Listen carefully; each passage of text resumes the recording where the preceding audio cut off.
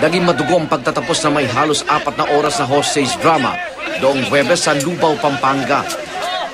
Pasado alas 6 ng gabi, napatay ang hostage taker na armado ng isang kalibre 38 baril at patalim na kilala bilang si Ray Digo na tubong Iloilo. Matagumpay namang nailigtas na mga kagawad ng pulisya ang 3 hostage sa pawang mga kababaihan. Bakas pa sa mga biktima ang labis na pagkabigla dahil sa pangyayari.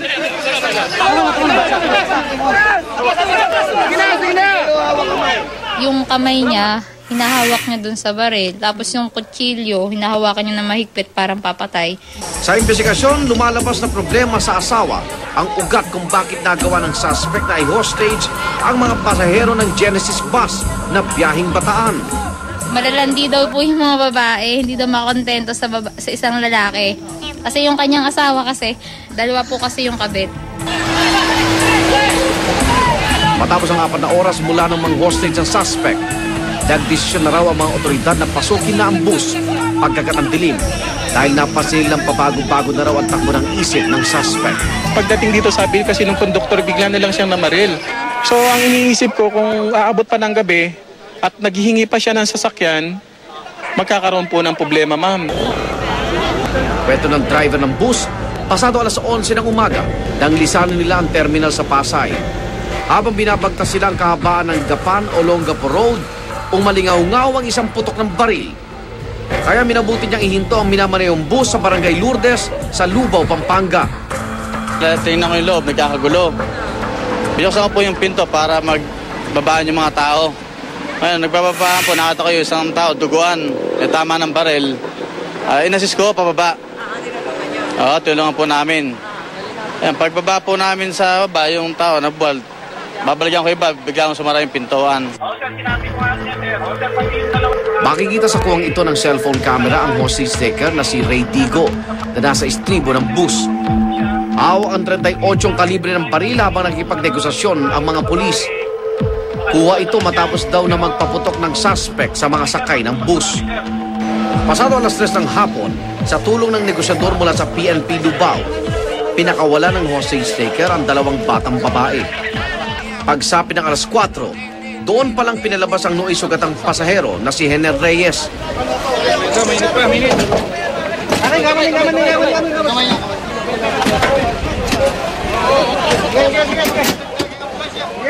Pero dead on arrival na ito nang isugod sa ospital. Makalipas pang 1 oras, 2 pang babaeng pasahero ang pinalabas ng bus.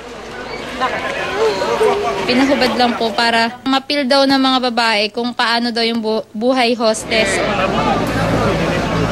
Bago mapatay ang suspect, tinangka ng negosyador na ipakausap ito sa kanyang asawa. Pero tumanggi raw ito. Walang hinihinging demand ng hostage taker, pero makailang ulit raw na binabanggit ito ang hinanakit sa kanyang misis. Base sa impormasyong nakalap ng Lubao PNP, nagtatrabaho bilang security guard sa Mexico, Pampanga ang suspect na si Ray Digo. Ang baril na gamit niya sa hostage taking ang siyang inisyu sa kanya ng ahensya. Sa tala ng Philippine National Police, ito na ang pang-4 na kaso ng pang-hostage mula noong 1 taon. Batay sa pag-aaral ng mga eksperto, karaniwang gumagawa ng pang-hostage ang isang tao na tumaranas ng pagkabigo sa buhay, mga nababalisa dahil sa problema, mga natatakot sa kanyang seguridad o tumatakas sa isang mahirap na sitwasyon at mga nagkakaroon ng traumatic experience. Ay sa PNP, sakaling ma-hostage, dapat maging mahinahon at hindi mawalan ng pag-asa para hindi lumala ang sitwasyon. Iwasang makipagkomprontasyon sa mga hostage taker. Magsalita lamang kapag tinatanong at sumagot ng maayos. Ipaalam rin sa mga hostage taker kung may nangangailangan ng medical na atensyon sa pamagitan ng maayos na pananalita.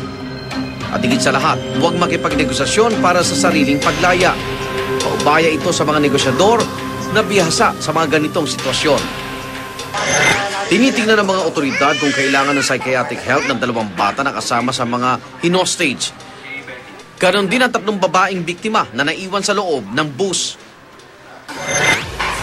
Samantala, nasa kritikal na kondisyon naman ngayon sa Pampanga Medical Specialist Hospital ang 24 anyos na si Aaron Paul Santos na nagtamo ng 2 tama ng bala. Isa sa likod na tumagos sa dibdib at isa sa karanghita. Pero ang pinakanagdadalamhati ngayon ang pamilya ni Hener Reyes. ang biktimang nasawi sa nasabing hostage taking. Kung ano pong dapat gawin. Kasi po, nagtatrabaho po yan siya sa Petron Refinery.